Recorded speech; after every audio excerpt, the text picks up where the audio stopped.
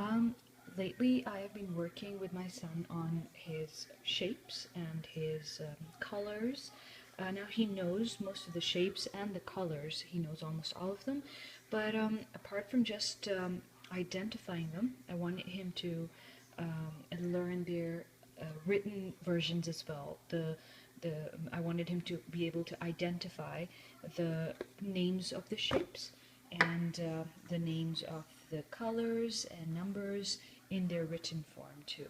So I printed out these shapes, and then I used these my favorite laminating card laminators that I got from dollar store. I just laminated these out, and on the back of each of these I wrote uh, their their names. So this way, he already knew what these shapes were, but going through them over and over again, and then this was actually another interesting way I stressed on the phonics as well. So I would lay down the star, the heart, and the rhombus, let's say, and I've tried to teach him that S makes the S sound, and the H makes the H sound, and the R makes the R sound. So he knew them, but then he refused to repeat them because every time I would ask him, what does the S sound like? He would be like, this is S. I'm like, no, it makes the S sound. And he'd be like, no, it's S. So he was just being very stubborn. He was being adamant. But because I've repeated the sounds with him so many times, I knew that he knows them. So then again, I laid these out for him on the table. I showed him. I showed him what was on the back, and then I'm like, "This is a star. Star." And then I did the same with the heart and the rhombus, right? So I laid these out. I took them out off of the hook and I laid these out for him. And then I'd be like, which one is the star? Or which one is the heart? And looking at these, it made him think about the phonics, and he tried to look for them. And before I knew it, maybe on the second try or the third try, he actually started getting them right.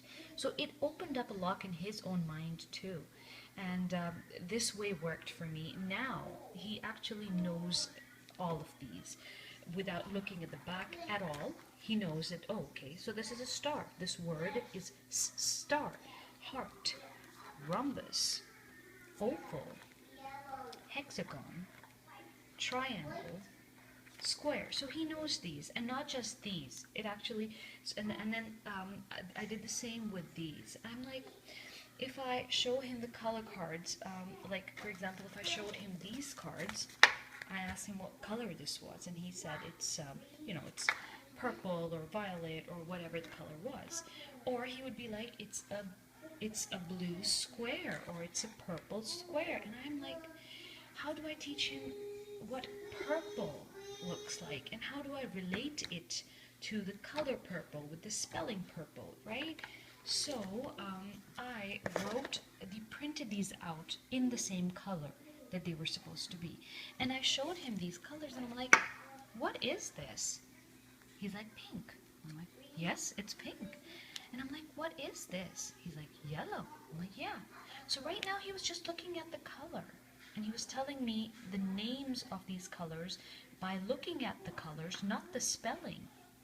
But then after repeating these with me, he actually remembered what the word looks like. So afterwards, step 2 was I wrote this on the back. And then I asked him, like, what is this? He's like, he thought about it for a second. I'm like, yeah. He's like, yellow. And I was so pleasantly surprised. So we practiced these. And then we practiced these and we practiced these, and he knows them as well. I was very, very, very happy with this idea that we came up with. It actually worked with him, and it opened up a lock in his mind And there are some things that work with some children and some things don't. This is something that worked with mine, and I thought I'd share it with you guys. Maybe it would work with your child too.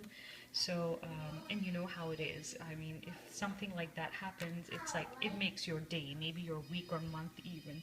And so this is something that we started, and it really worked. And I thought I'd share this idea. Thank you for watching, you guys. Bye.